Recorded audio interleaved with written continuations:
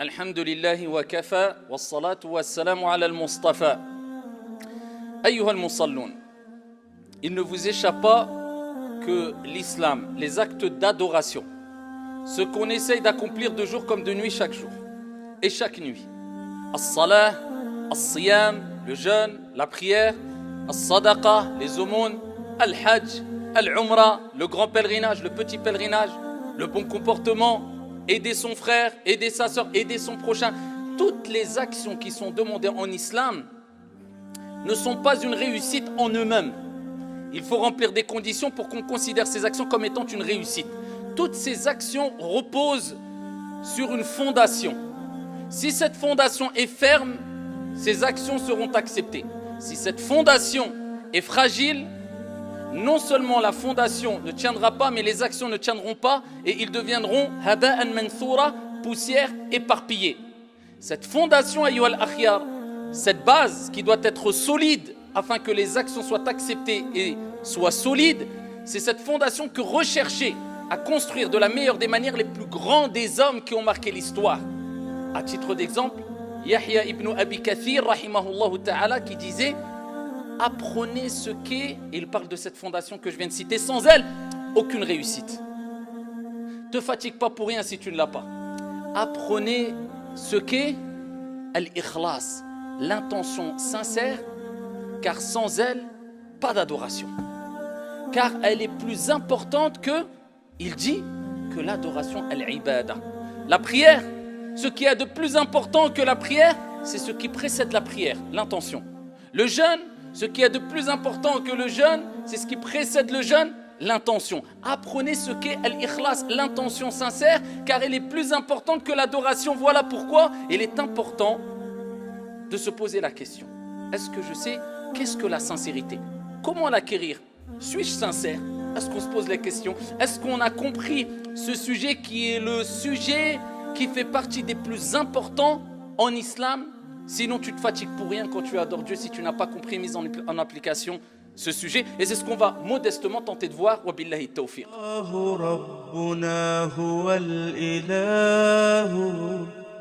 له من الأسماء ما اصطفاه الواحد الحي كذا المليك والملك المالك لا شريك. أيها المباركون, il faut savoir que, comme j'ai dit précédemment, as-salah, ce n'est pas l'objectif unique à atteindre, faire la prière. C'est de vérifier si notre intention est bonne avant d'appliquer l'acte d'adoration et à titre d'exemple la prière. Donc si tu veux qu'une action soit acceptée, il n'y a pas le choix que de respecter deux conditions. Si tu ne respectes pas ces deux conditions, ton action est rejetée, ne sert à rien. Et là je parle dans un domaine spirituel, religieux bien sûr. La première des conditions, c'est ce qu'il y a de plus difficile à acquérir en islam. Certains pieux parmi ceux qui nous ont précédés, disaient ce qui est le plus facile, c'est les actes d'adoration. Pour eux, c'était facile de faire le jeûne. Vous savez que pour eux, les grands hommes parmi les compagnons et ceux qui les ont suivis, c'était très facile pour eux de faire la prière de la nuit, surérogatoire, ce qui est difficile pour nous aujourd'hui. Les jeûnes surérogatoires, mais c'était très facile pour eux. Ils avaient une grande facilité. Et ils disaient, la difficulté qu'on rencontre n'est pas dans l'acte d'adoration, mais c'est dans l'intention qui précède l'acte d'adoration. Pour ça, certains d'entre eux disaient « Wallahi, si j'étais sûr que Dieu n'avait accepté que 2 unités de prière quand je les ai accomplies, parce que j'étais vraiment sincère, j'aurais souhaité mourir sur le champ pour rencontrer Dieu avec au moins cette action qui est sincère. » Al-ikhlas, ils avaient compris l'importance de la sincérité. Nous maintenant, malheureusement, illa man rahimallah, on se concentre quelquefois plus peut-être sur les actes d'adoration sans se préoccuper de l'intention qui précède l'acte d'adoration. Tout en rappelant une chose essentielle, il ne faut pas s'égarer. Bien sûr, le prophète sallallahu alayhi wa sallam a dit « Innamal a'malu bi an-niyyat » wa fi riwaya bin niyya. Les actions ne valent que par leur intention. Donc certains partent dans un excès en disant « c'est le principal c'est l'action, c'est l'intention plutôt. Le principal c'est l'intention. J'avais l'intention, donc peu importe si j'accomplis ou pas. La prière, le jeûne, les bonnes actions, l'aide, l'entraide, etc. Non, moi c'est mon intention, ça ne suffit pas.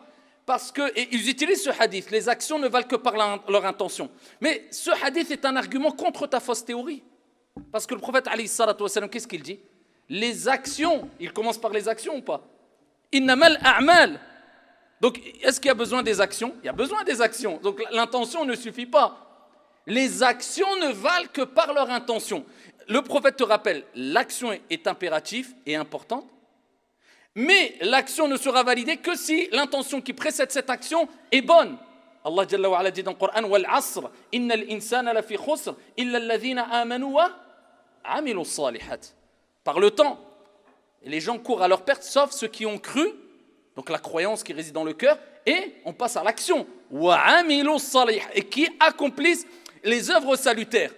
Donc on doit comprendre que on a besoin de l'intention et de l'action, et que la conformité dans l'action est demandée. C'est pour ça que les savants disent, pour qu'une action soit acceptée, il faut l'intention sincère et l'action qui soit conforme. Tu n'inventes pas une action, parce que la fin ne justifie pas les moyens en islam. Ce n'est pas quelqu'un qui dit, moi je veux atteindre un objectif noble, qui est bien, il veut faire du bien à quelqu'un, ou alors il veut acquérir quelque chose de licite à la base, et il va utiliser des moyens illicites. Non, la fin ne justifie pas les moyens. Il faut que les causes que tu utilises en islam, eh bien, fassent partie, je parle dans un contexte religieux bien sûr, eh bien, soient autorisées, soient légiférées. C'est pour ça le prophète, alayhi salatu wassalam, dans le hadith rapporté par Al-Bukhari ou Muslim fi Sahihain, il dit « Man amila amalan laysa alayhi amruna fahuwa rad » Celui qui accomplit une action dans notre religion qui n'est pas conforme, dont il n'y a pas notre ordre qui a précédé, c'est-à-dire qui ne fait pas partie de la religion, qui n'est pas légiféré, est rejeté. Quelqu'un va vouloir faire un acte d'adoration qui n'est pas autorisé en islam, ou une action qui n'est pas autorisée, même si l'intention est bonne, elle est rejetée. Donc on comprend qu'on a besoin d'une intention sincère, et ensuite on a besoin d'une action. Et donc de là on comprend que, même si tu fais les actes connus et reconnus unanimement en islam, par les 4 écoles juridiques, par tous les savants du monde, comme la prière, comme le jeûne, comme l'aumône, comme pour la femme al-hijab, mais tu ne le fais pas dans un but spirituel. Tu ne le fais pas pour satisfaire Dieu, tu le fais pour te montrer, tu le fais pour suivre un mouvement, tu le fais pour te montrer devant les gens, tu le fais parce que c'est la mode, tu le fais parce que ça fait bien, ou même tu le fais parce qu'on t'a fait de la pression, on t'a forcé à prier, on t'a forcé à faire un acte d'adoration. Par pression, tu ne l'as pas fait par conviction de manière apaisée. Eh bien à ce moment-là, ton action que tu vas accomplir, elle est rejetée, elle ne vaut rien. Parce que tu ne l'as pas fait pour Dieu, tu ne l'as pas fait pour satisfaire ton Seigneur Tabaraka wa Ta'ala. Voilà pourquoi il faut toujours se poser la question, suis-je sincère ou suis-je quelque part hypocrite, même si ce n'est pas de la grande hypocrisie. Et c'est pour ça, comme je vous ai dit, les grands hommes, ils craignaient énormément la mauvaise intention, énormément. Ils se posaient toujours la question, est-ce que je suis sincère ou pas? Celui qui se pose la question déjà, est-ce que je suis sincère, c'est un signe qu'il est sincère. Parce que quelqu'un qui n'est pas sincère, vous croyez qu'il va se poser la question? Dire, moi je fais, jamais il se pose la question. Mais déjà toi quand tu accomplis une action, tu veux donner une aumône et tout, et tu te poses la question, mais est-ce que je le fais pour Allah? C'est déjà un signe que tu es sûrement sincère, Inch'Allah. En tout cas, tu as fait un premier pas dans le monde de la sincérité. Et à ce moment-là, tu vas acquérir at-tawfiq, la réussite.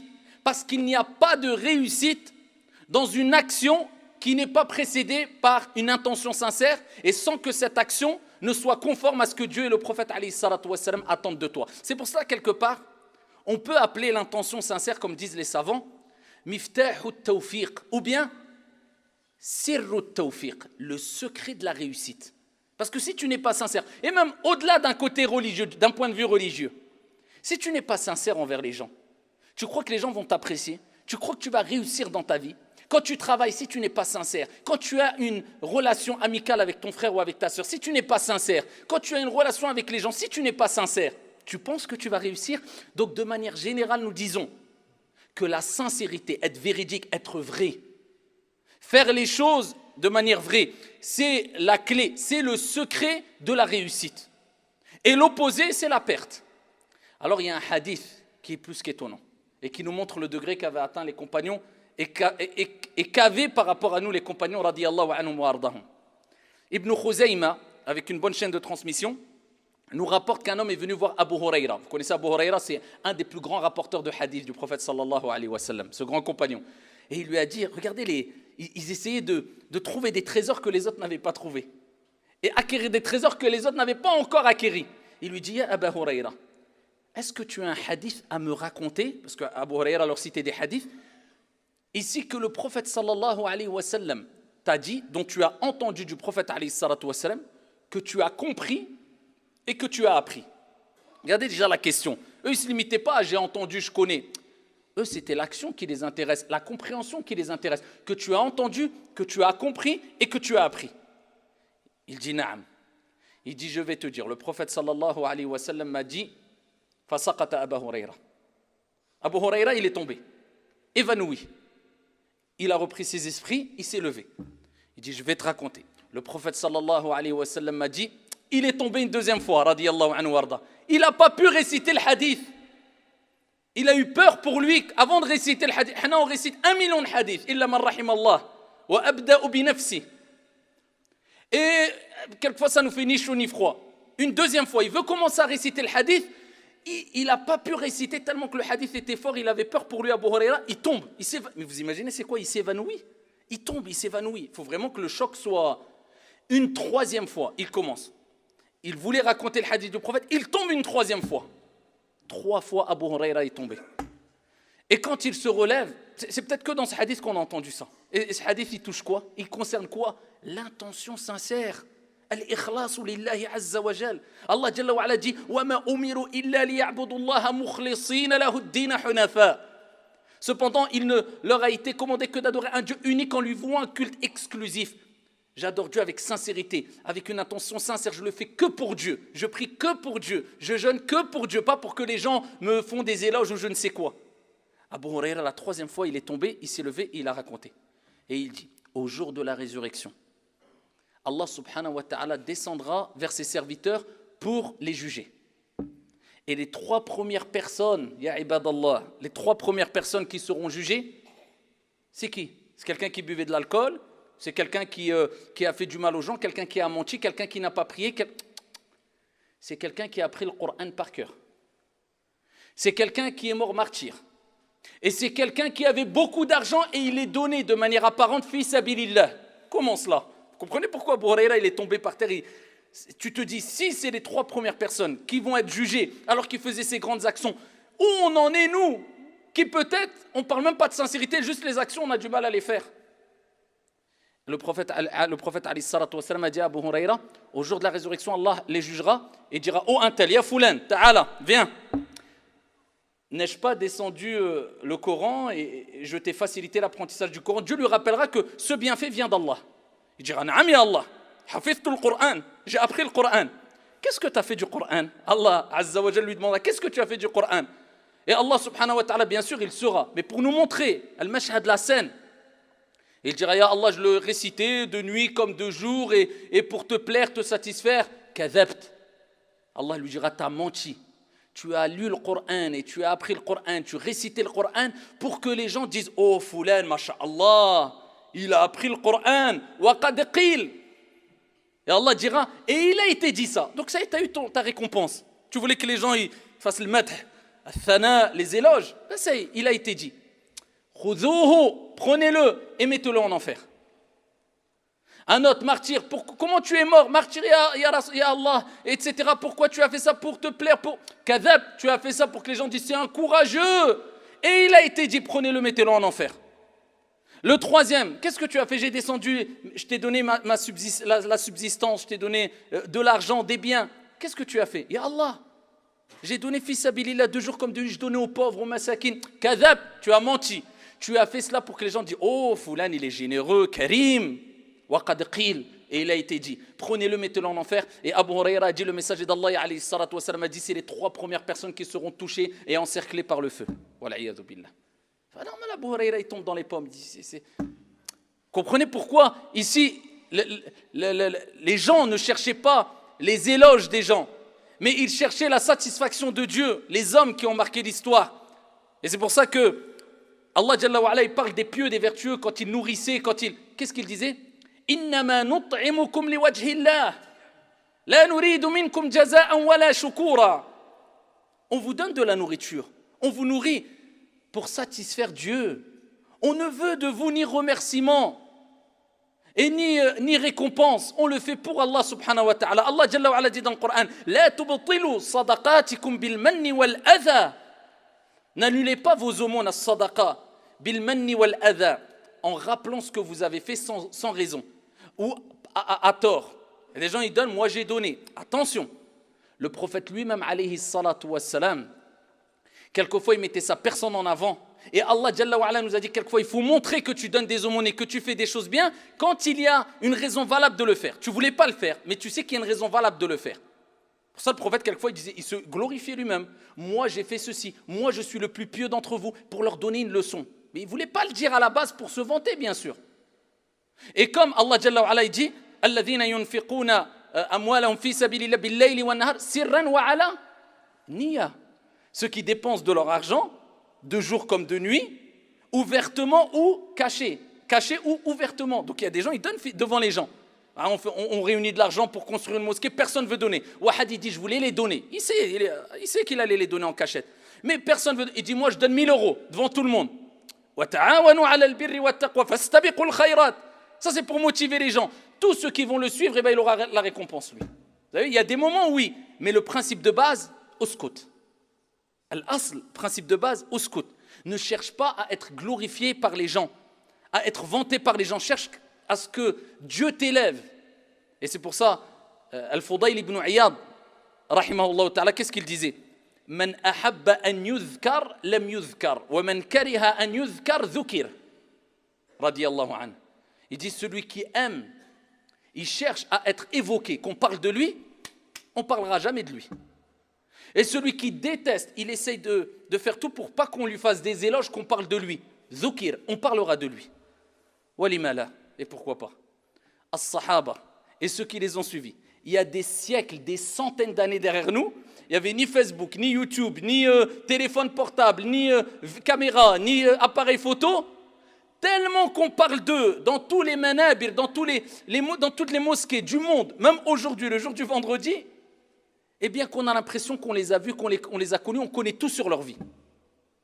Pourquoi? Al-ikhlas, la sincérité. Ils ont été sincères, ils ont caché leur action. Dieu a dévoilé leurs actions, ce n'est pas devant 100 personnes, devant 100 000 vues sur Internet ou 200 000 vues, devant des milliards de personnes jusqu'à la fin des temps. Qui fait mieux? Al-ikhlas, lillahi azza wa jal. Allah, il s'occupe du reste. Toi, tu ne fais pas ça pour... Si tu es sincère, et combien de gens ont attiré les foules, mais quand ils sont morts, au bout de 5 ans, 10 ans, plus personne n'a parlé d'eux. La sincérité. Et c'est pour cela qu'ils se posaient toujours la question, est-ce que je suis sincère ou pas? Est-ce que je cherche à me montrer ou pas? Et on a de grands récits comme Rabi', rahimahullah ta'ala, parmi les pieux qui nous ont précédés, il disait, à chaque fois qu'il avait le mushaf dans les mains, et que quelqu'un rentrait, il cachait le mushaf. Il détestait que quelqu'un le voit juste avec le mushaf par crainte que les gens disent oh il lit le Coran. Hna illa man rahimallah hna نرفع أصواتنا في المساجد حتى نشوش على الآخرين بقراءة القرآن وهذا لا يجوز شرعا. Nous on aime bien montrer يا أيها الذين alors qu'il y a des gens dans la mosquée tu déranges les gens pour montrer je lis le Coran. اسكت يا أخي هذا لا يجوز لا ينبغي ça ne convient pas la discrétion. Eux ils essayent de toujours se cacher. Et ils disaient certains, quand ils se levaient le matin et ils avaient fait Qiyamul Layl, toute la nuit, ils n'avaient plus de voix. Et quand on leur parlait après Salat Subh, ils se forçaient à parler fort. Pour pas qu'ils remarquent qu'ils n'avaient plus de voix. Hana, tu as dormi toute la nuit, on t'appelle, tu parles fort pour montrer que tu ne dormais pas. Pour dire, je suis réveillé depuis longtemps. Il y a la différence entre eux et nous, illa man rahimallah.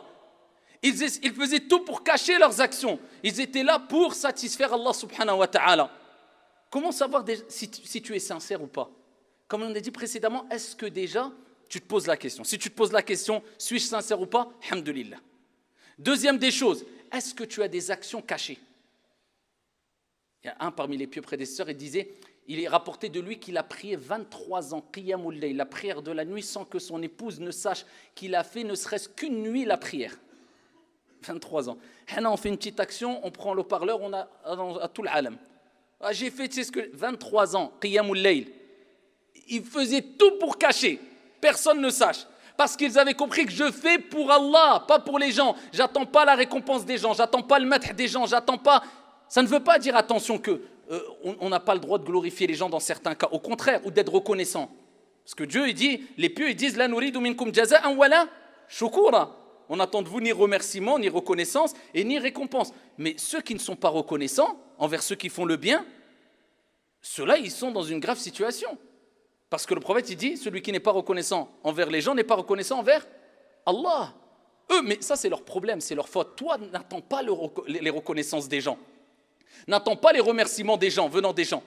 Donc, première des choses, pose-toi la question, est-ce que je suis sincère ou pas? C'est un signe de sincérité. Deuxième des choses, est-ce que tu caches des actions? Ou est-ce que tous tes actes d'adoration, c'est que devant les gens? Si tu te dis, moi, je prie devant les gens, je fais des choses, mais moi, je sais que quelquefois, je fais le jeûne, personne n'est au courant. Je sais que je donne des aumônes, personne n'est au courant, ni ma femme, ni mes enfants, ni mes frères. Je sais que quelquefois, j'aide des gens, personne n'est au courant. Je sais que j'ai fait des choses, des grandes actions, j'espère qu'ils seront grandes auprès d'Allah, personne n'est au courant. Wallahi, tu es sincère. Mais si tu fais le bilan et tu dis, ah ouais, c'est vrai, subhanallah, à part ce que les gens voient, j'ai rien fait du tout. Et vous savez que dans un hadith rapporté par Al-Bukhari ou Muslim fi Sahihain, le prophète sallallahu alayhi wa sallam a dit, écoutez bien, celui qui dit des belles paroles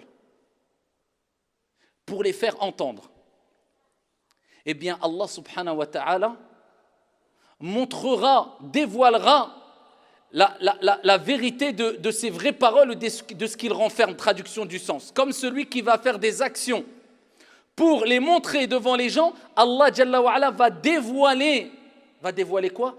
Va dévoiler ses mauvaises actions, le mal qui cache. Quand tu fais les choses, tu les fais pour Dieu, ne te donne pas une apparence que tu n'as pas vraiment, parce que Dieu te scandalisera un jour ou un autre.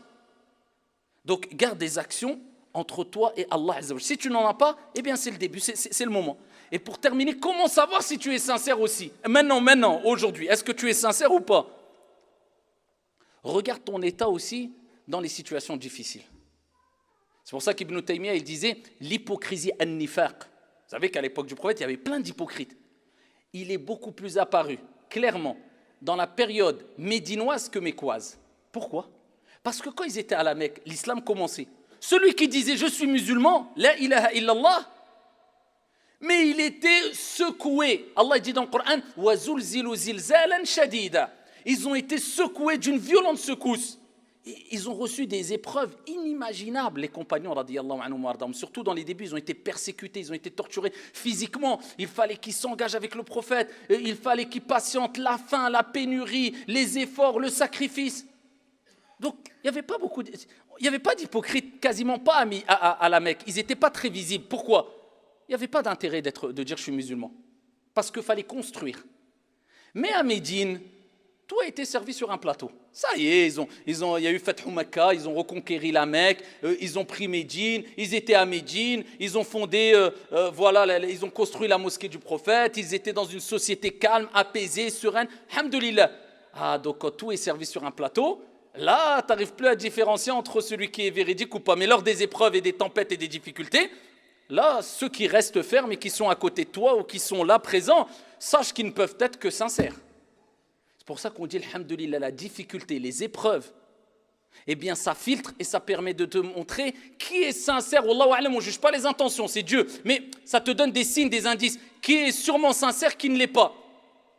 Quand aujourd'hui tu vas monter un projet, et il y a des personnes qui ne voudront pas se sacrifier dans le projet depuis le début. On va dire, oh, moi la flamme, moi j'ai rendez-vous moi, pendant 1 an, 2 ans, 3 ans. Et après, il y a des niveaux de sincérité, d'hypocrisie. Attention, je ne dis pas automatiquement c'est un grand hypocrite, hacha lillah, mais tu vois, il n'est pas là. Et quand tout est fini, le projet, l'association caritative ou la mosquée ou la peu importe, et là tu le vois. Je dis, il y a un problème dans son niveau de sincérité. Il vient quand tout est servi sur un plateau. C'est au début qu'il y avait besoin de rijal, les hommes. Quand il n'y avait pas les projecteurs sur eux et quand il fallait travailler dans les coulisses, c'est à ce moment-là qu'on a besoin des gens sincères et que les sincères sont présents. Et qui n'ont pas de fausses excuses. Quand tout est fini, ou quand on n'a pas d'épreuve, c'est sûr que tu ne vois pas si tu es sincère ou pas. Quand tu as une grosse épreuve dans ta vie personnelle, c'est là où tu vois, est-ce que je reste ferme, est-ce que je m'accroche quand même à la religion, ou je lâche tout. Toi-même, tu vas savoir est-ce que tu étais sincère ou pas, ou ton niveau de sincérité ou de foi. C'est Dieu, il nous éprouve, on est faible. Tout le monde, moi le premier, quelquefois tu as des baisses de foi, des montées de foi, mais ça te permet de te montrer qu'est-ce que tu vaux vraiment. Et il y a des gens qui aiment montrer, je fais, alors qu'ils font très peu. Alors que des gens font énorme et ils se taisent, ils disent rien du tout. Ça c'est ar-rijal. Et à l'époque du prophète, il existait ceux qui trouvaient des excuses à chaque fois aussi. Et Dieu a montré qu'ils n'étaient pas sincères. Quand, à titre d'exemple, les hypocrites, les plus grands des hypocrites, ils leur ont tourné la tête à des gens qui étaient un peu dans l'ambiguïté. Ils étaient fermés, ils n'avaient pas trop la foi. Et qu'est-ce qu'ils ont dit quand le prophète leur disait « Allez, venez, on a besoin de vous, on part. On a besoin de vos efforts. » Ils disaient quoi ? « Inna buyutana awra, wa ma hiya bi'awra, yuriduna illa firara. » Regardez les excuses. Ils ont suivi quoi, les hypocrites ? Pourquoi ? Lors des épreuves, ça y est, tu vois que 3 personnes autour de toi. Et quand tout est calme, tu vois 1000 personnes. Tu te dis, mais 1000 personnes, je ne peux pas voir qui est saint. Mais dans les épreuves, tu vois 2-3. Qu'est-ce qu'ils disaient ? On ne peut pas, ya Rasulallah, inna buyutana awra. Nos maisons, ils sont vides. Khawin. Personne pour s'occuper de nos femmes et de nos enfants. Allah, il dit, wa ma hiya bi'awra. Ils ne sont pas vides, leurs maisons. Il y a qui peut s'occuper de leur famille. Yuriduna illa firara. En fait, ils voulaient prendre juste la fuite. Regarde Allah comment il les scandalise. Et il les a scandalisés jusqu'à la fin des temps, subhanallah. Qu'Allah Azza wa Jalla nous préserve et ne nous scandalise pas comme ils les ont scandalisés. Donc, n'oubliez pas ça. La sincérité, c'est la base fondamentale dans toutes nos pratiques religieuses. Sans rentrer dans un excès en ayant l'ouassa, oui, les insufflations sataniques. Dès que tu fais quelque chose, oh, peut-être je ne suis pas sincère et tu deviens fou. Non, juste pose-toi la question. Est-ce que je suis sincère ou pas ? Dis-toi, si je peux le faire sans que les gens le voient, eh bien je le fais. S'il faut que les gens le voient, je le fais quand même.